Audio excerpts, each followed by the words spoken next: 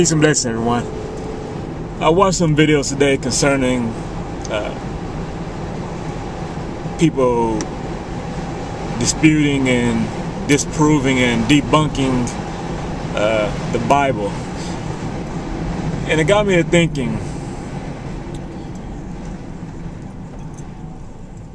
that I think the issue behind Christians holding fast to their belief and faith in the Bible in the face of the contradictions, in the face of the flaws, in the face of those things which can be proven as invalid,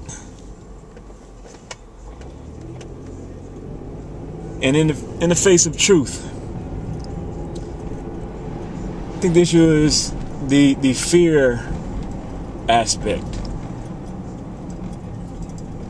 They're fearful of angering God, ending up in hell, fearful of losing their identity.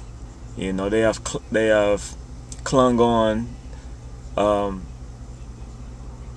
They find their identity within Christianity, and thus, if one is to prove the invalidity of it, then it invalidates themselves in a way.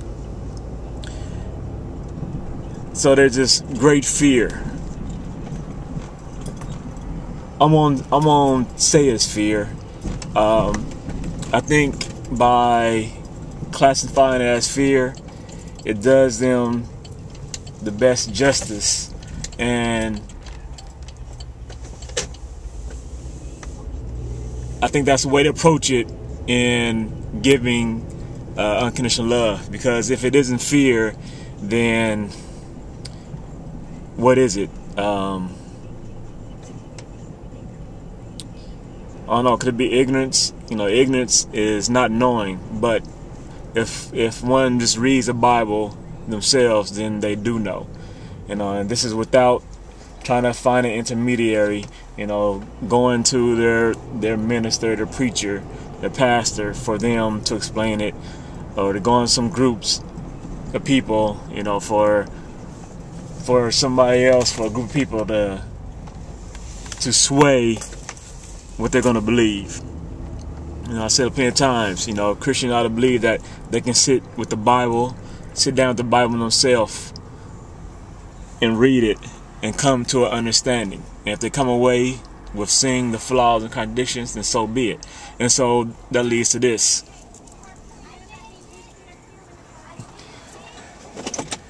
That leads to that the Bible could be used in that way. It could be used to teach the lesson of discerning truth. It could be the purpose of learning a lesson of understanding what unconditional love is. And it could be used to understand the importance of adopting a belief in the absence of truth, and that belief is held to a high standard. It is of high moral standards. You know, moral, of course, is subjective, but if we found a belief under the premise and the principles of love, meaning doing what is doing what's best for somebody, doing things to help people, to care for people, to provide for people,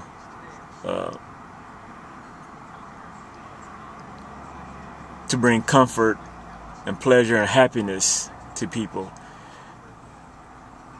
If we go for that, then it'll show us a path to what it takes to adopting an unequal belief, a belief higher and supreme than all other beliefs, and believing in great things.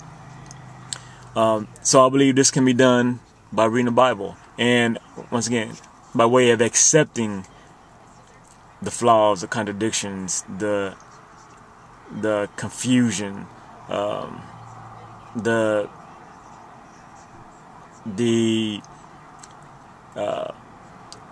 terrible character of God, especially in the Old Testament, and the killing and whatnot, that is there to, it could be there to sharpen us. Like I said, if we read it honestly, as we would do any book, it can guide us in a way that we should go, and that way that we should go could at the end of the day be counter to what it is that the Bible, the words within the Bible, is saying, the stories.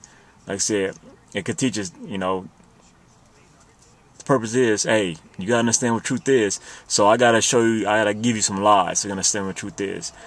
For you to understand what love is, I gotta show you what hate is, so that you understand what belief is, the power of belief, and how to adopt a belief. I gotta show you what unbelief is, and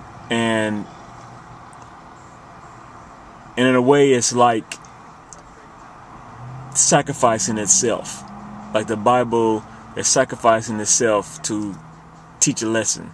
So the Bible will validate its way for the purpose of validating what truth, what belief, what love is, what uncompromising truth, what an unequal belief, and what unconditional love is. Hope you understand what I'm saying. God bless everyone. Peace and love.